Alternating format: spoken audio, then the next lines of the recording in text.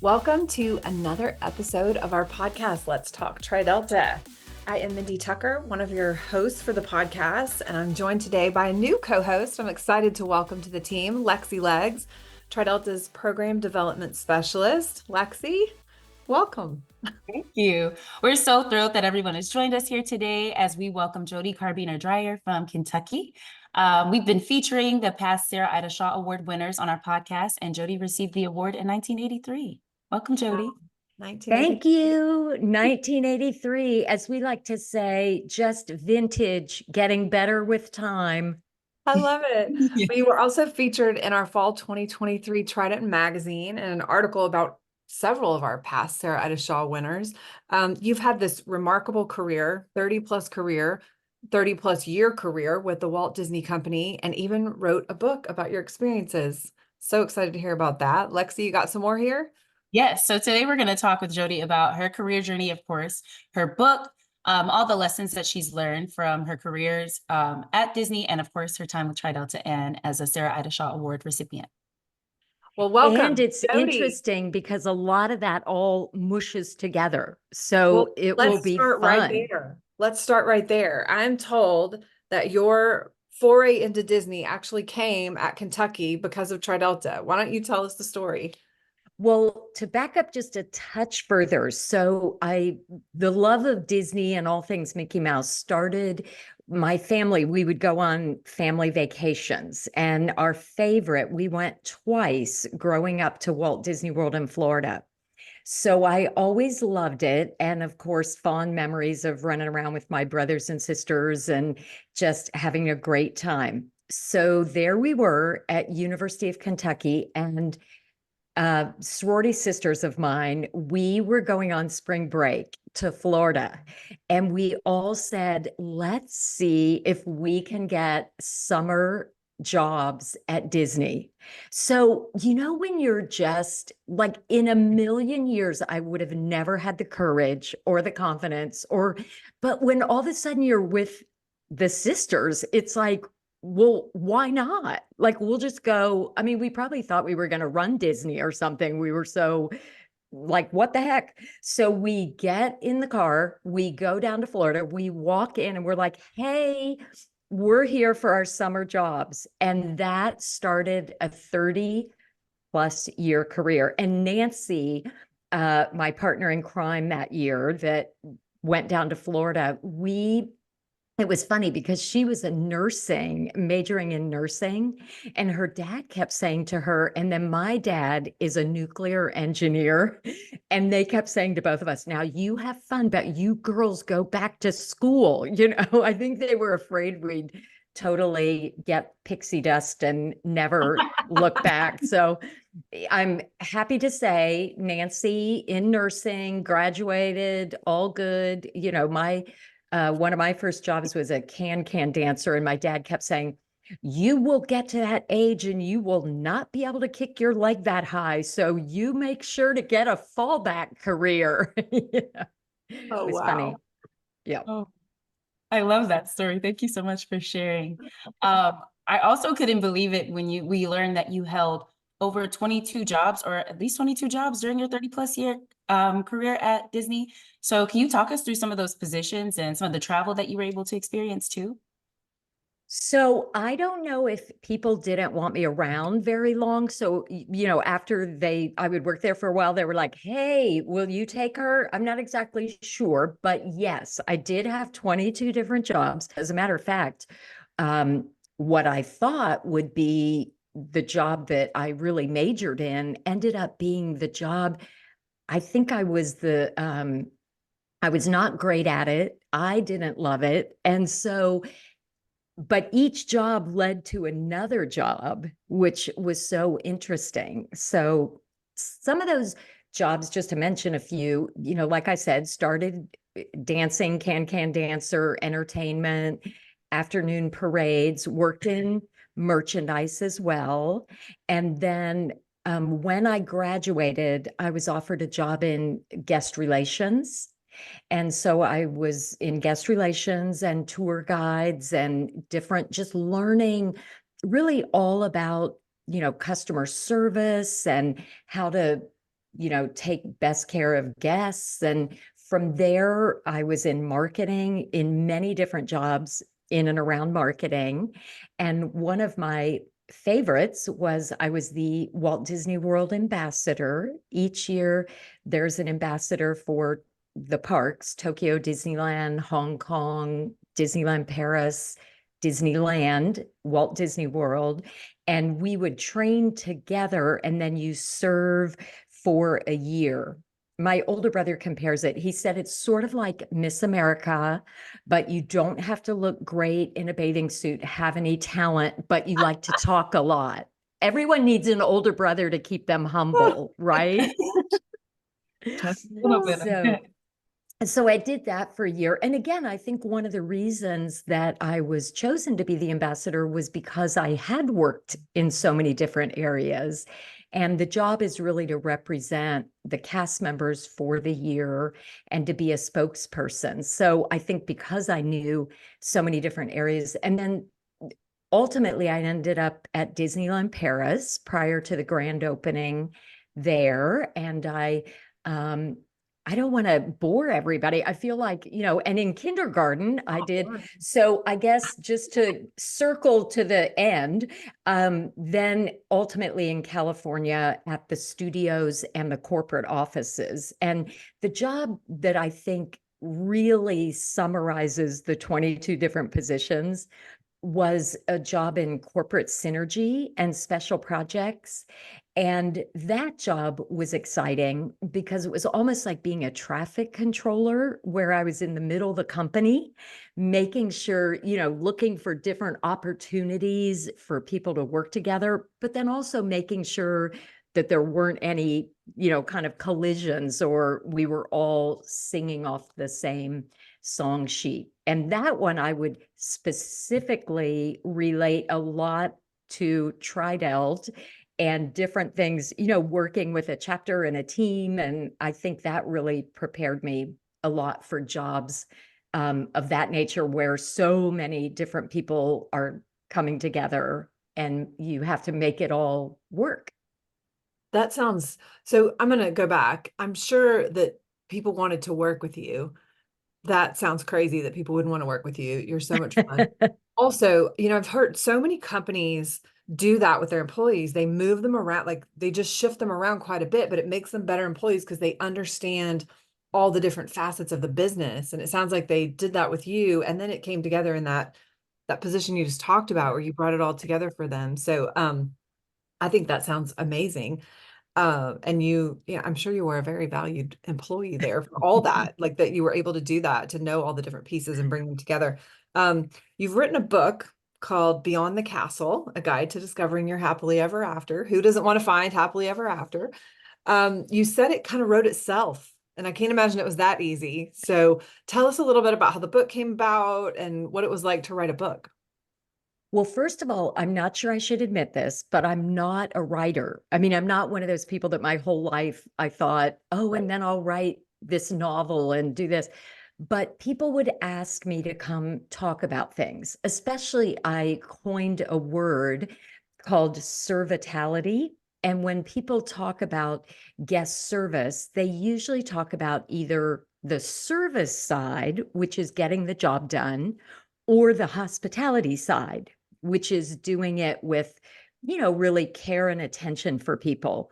But the winning combination is really when you bring those two together. So I always called it servitality, and I coined that word. So people would ask me to come talk about servitality or synergy, getting teams, to work together in the best way possible. And just how does Disney do what Disney does consistently day to day with quality and, bringing everyone together and making that magic. And so when I was giving a talk about that, a gal that I had gotten to know came up to me and said, why don't you write a book? And I thought, well, because I'm not really, a writer per se. And then after I left Disney, and my dad was not doing very well. And so I was hanging with him, but there were times when I was there. So I just started writing things. And I just started talks that I'd given or questions that people asked me or interesting situations that really taught me a lot about work and life and people. And I started writing that down. And then a dear friend of mine, who is my co-author, Stacy Windall, we work together with Young Life, an organization that works with kids, and she is a writer. So she said, why don't you just start sending me chapters? So I always tell people she pulled the book out of me because I would send her Oh, the nice. chapter and she would say, oh, I want to know more about this, or I want to know more about that. And so then there was a book. But I will give you a bit of a spoiler because the happily ever after, my passion really for the book and for people is that I think when we think of Disney, you think of happily ever after being someplace down the road. So it's further, like if this happens, it will be happily ever after, or if this, circumstances. And what I really found with Disney as a backdrop for so many years was that happily ever after really starts today, right here, right now, in all those 22 different jobs, just happily ever after is the magic that is happening all around you. And how can you be a part of that? And I use these different stories about my time at Disney as launching off points for each of the chapters. Fun. Yes, I love that. I also, as a fellow service worker, also really love the idea of servitality. And I think that's something that I think we know Disney to be, is that magical place. And part of that magic comes from the passion that you see from the employees. So I love that you coined that term. I might have to steal that too. Please feel free, go with it. Yes. So in the book, you also share some of the lessons that you've learned about creating magic in your own life, and from Disney himself, or Roy Disney himself, sorry. Can you share a few insights of some of those lessons? Sure. Well, I'm not old enough to have known Walt, sadly, Walt Disney, who started Disney with his brother Roy. But Walt's nephew, Roy Disney, who was Roy Disney's son, Walt's partner, I did work with Roy, and he was on the board and heading up animation and working very involved in the company just on a day-to-day basis. And so one of my favorite discussions with Roy was that throughout the company, I have to admit up front, I'm not a huge fan of the term branding, because I think a lot of people that talk about branding don't necessarily know what it means. And they think of branding as, okay, get a new logo. When people will contact me or have in the past about advising them about things, they'll say, I think we need a new logo, or we need to look at the branding of our company. Well, so I was in a meeting with Roy, and everyone around the company was talking. There was this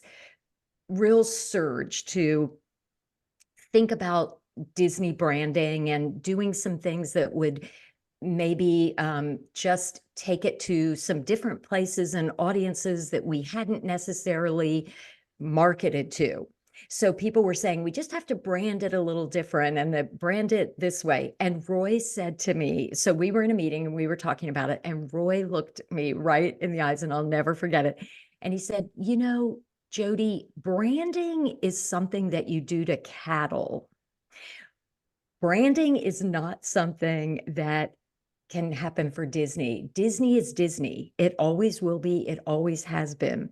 It's at the core, and branding is something that happens on the outside, but it's really about what's on the inside that will come out. And that lesson has just stayed with me forever and ever about, life as it pertains to life, as companies work, personally. I mean, I think so often we're looking at everything external and we're thinking, oh my gosh, could this be better? And this look and that look. But really, when we think about it, what is inside will come out. So if I can indulge with one more story that kind of makes that point, is people like Beauty and the Beast. It's one of our favorites from Disney. It's my favorite princess movie. And the animator of the Beast is a dear friend of mine. He is such a creative, talented, fabulous storyteller, and not to mention great animator. His name is Glenn Keane. And he often talks about the transformation scene where the Beast becomes the prince at the end of the movie. And he says, I didn't animate the transformation. I just unlocked the prince that was inside of the Beast all along. And I think that's another example of the same thing. It's like the prince was in there, but through, other people and relationships and that love, that was unlocked. And then he could become the prince that was always in there. So anyway, that's my branding note discussion for the day. I love it. There's so much truth to that. And, I'm thinking back to when Tridelta did its rebranding several years ago and really trying to get to the core of who we are. Right. Not about the logo, but who are we as Tridelta? So I think there's so much wisdom in those words that he shared with you. I'm also giggling inside because this is a total side note, but I think you'll enjoy it. This summer, I went to an event in Indianapolis, and there's a place there where you can hold an event. It was a dinner, and they literally start the dinner with the entire wait staff coming out singing "Be Our Guest." And they do a whole production of them coming out holding trays, and they walk around. And I thought, that's just one small nugget of like how Disney has permeated so many of our lives. And there's just such a common like vernacular and understanding and music and to all of it, that they could do that and everybody in the room knew what it was and enjoyed it and just thought it was a hoot. And right. Well, because I think you so many of those. resonate with those kinds of truths. I mean, it's entertaining, which is how that's the doorway in, because people want to be entertained. They want to celebrate and have fun. I don't think we spend enough of our lives celebrating and Yeah. enjoying. And so people enter in that way. But at the very core is the truth of be our guest. We want to feel welcomed. We want to welcome people. There's something about being together. And you're right. It's just, I can picture everyone in the room smiling and, being like, here we are. Yeah. Yeah. It was fun. So I hear you have a special piece of Disney memorabilia at your house. Well, my sister calls me another made up word. We're like the family of made up words.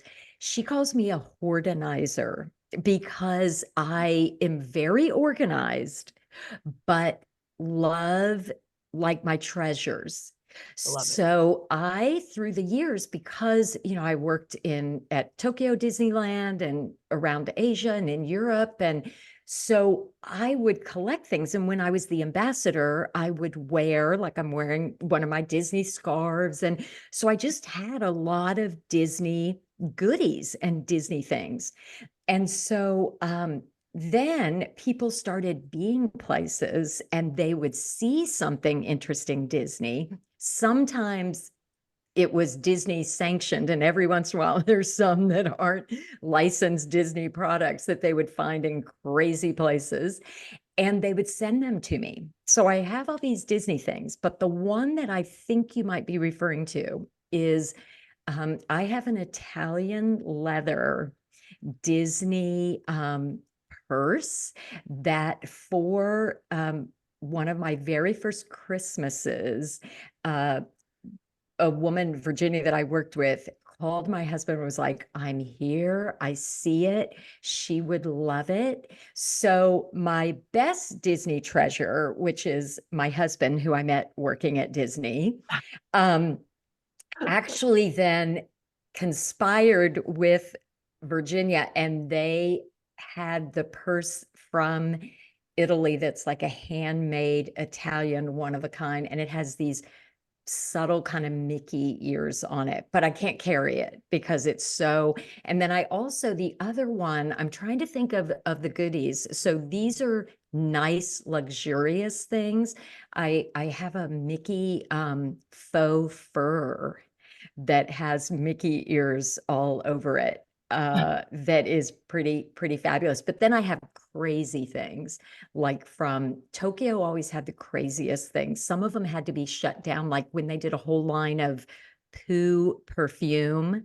And the company said, okay, that doesn't really seem like it works very well. So I have a bottle of that is not sold anymore. Wow. So yeah, I have a random little bit of everything. Wow. I love the word hoardinizer, first of all. Yes. So fun.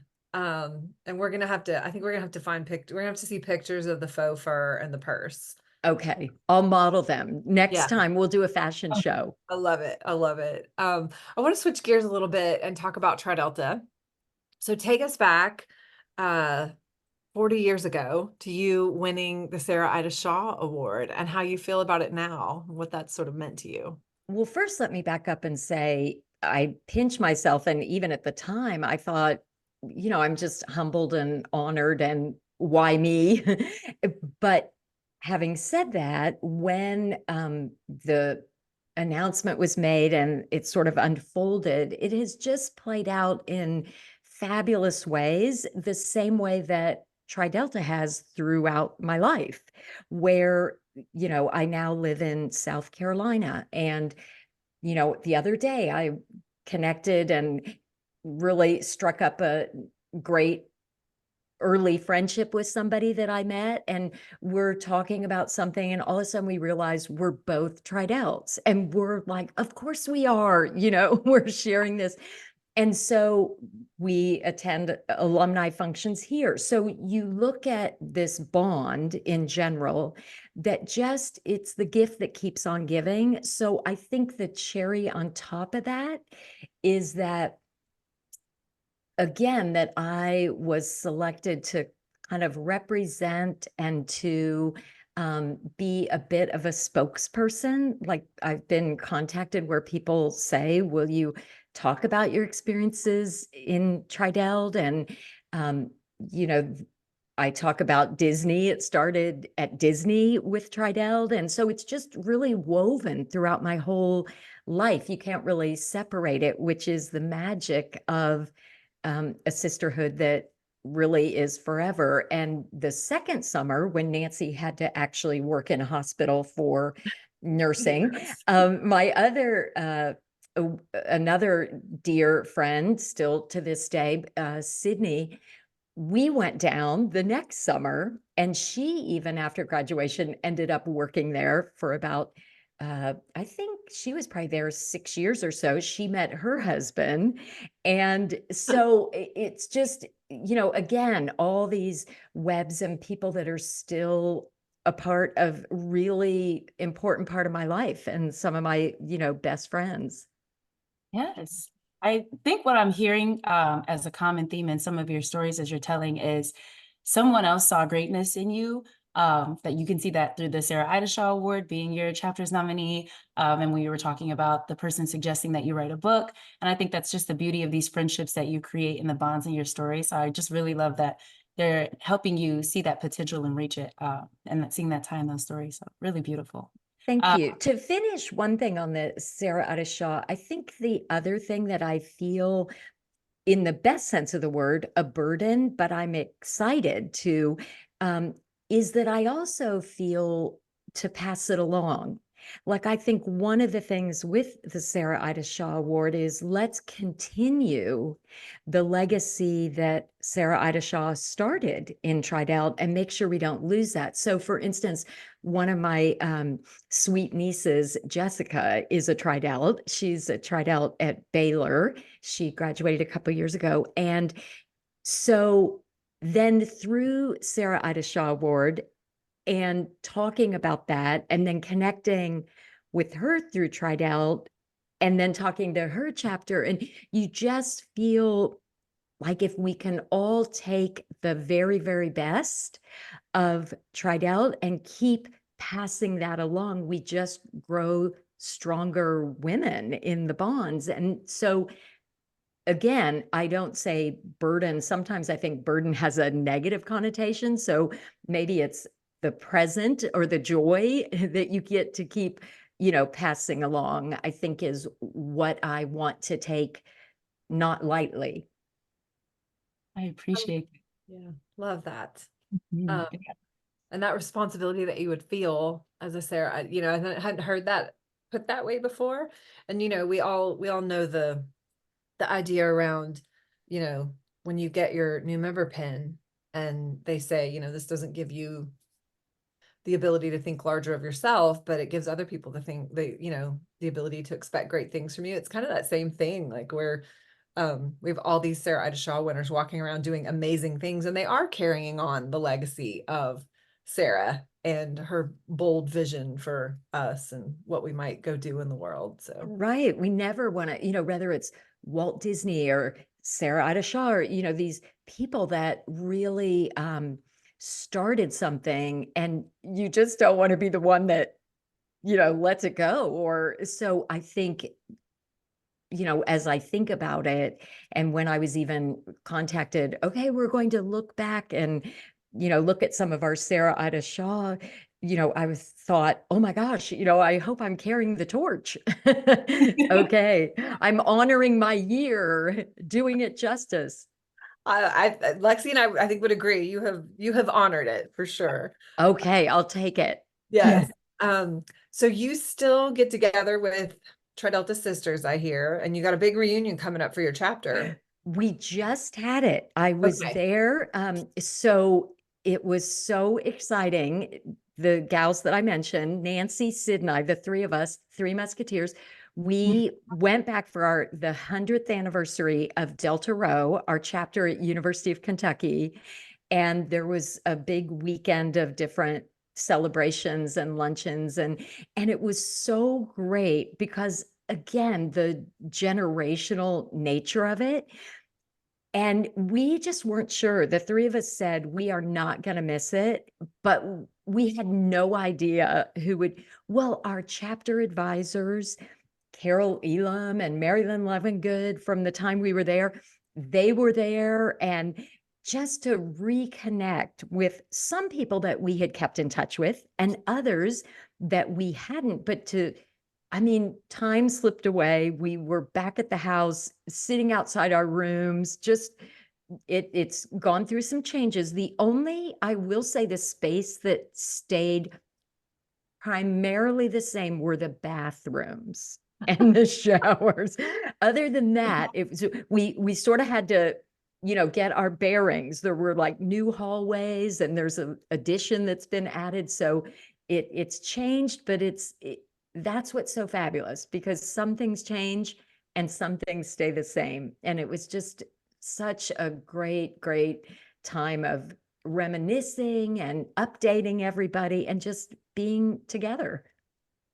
That is lovely. Thank you so much for sharing about that. I think that is such a beautiful example of lifetime sisterhood and membership, and what we talk about when we are speaking to our collegians of what they can look forward to in Tri Delta. And that is like the epitome of that experience. So I really appreciate hearing that story.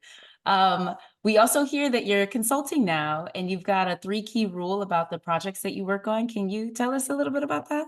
Yeah, consulting always makes me a little nervous. So another one of those words that scares me a little bit. So I like to say advising. And so the criteria for, if somebody calls and says, hey, can you help me out?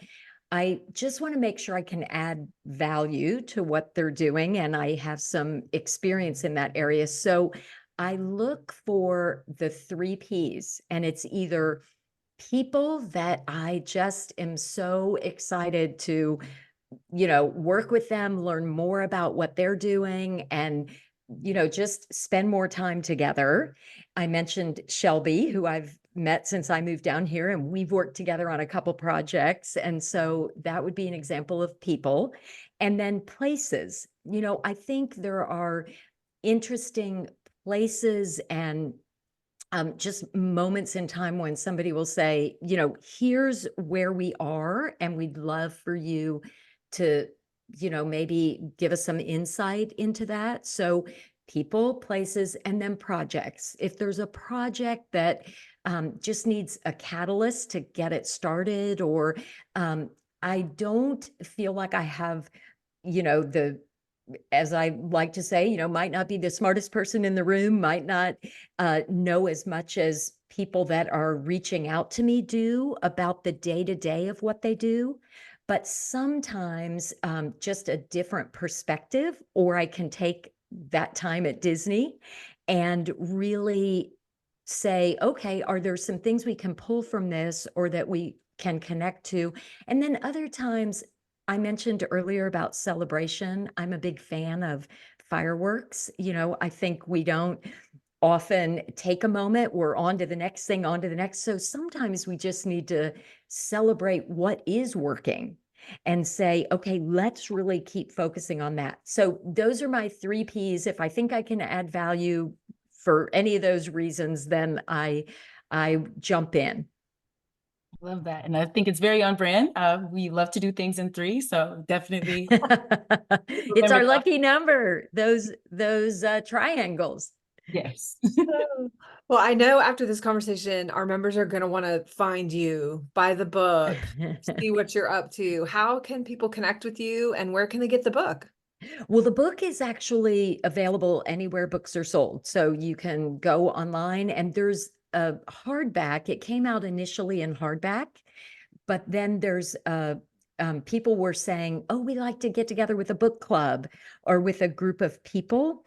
And especially when I've done things with Tri-Delta chapters around the book, there is a paperback. And at the end of each chapter, there are study guide, discussion questions, Fun. just little thought starters, things that get you thinking about each chapter and each kind of experience Disney story that we talk about.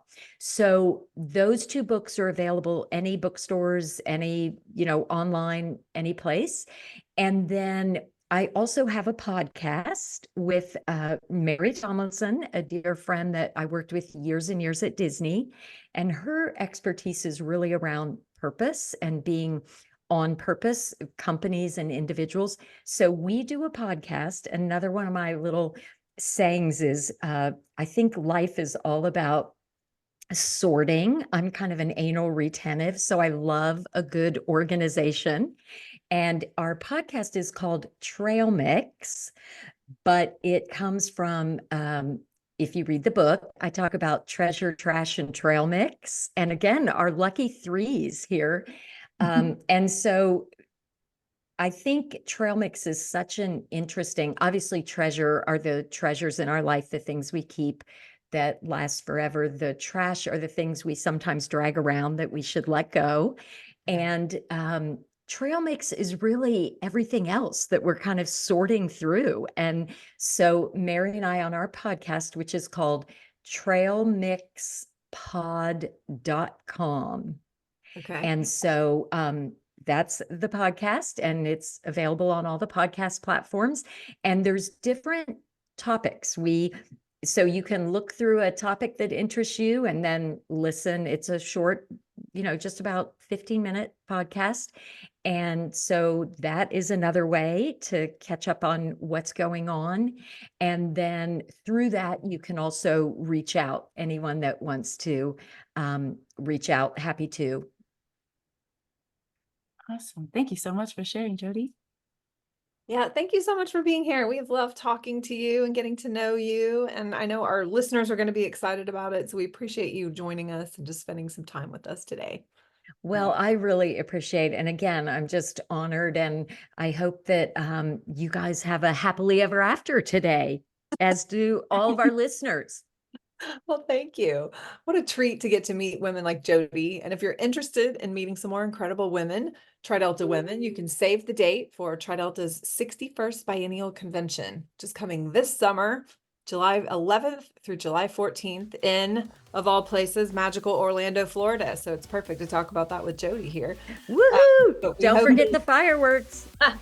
we hope you'll join us for that. There's going to be a great opportunity to meet some Tri-Delta women there. Right. And as always, we want to thank you all for joining the Let's Talk Tri-Delta podcast. When you have a moment, we ask that you like, subscribe, and rate our podcast. And while we do say we like things in threes, we would appreciate 5-star ratings instead. So again, I'm Mindy. And I'm Lexi. Thanks for joining us. And until next time, Delta Love.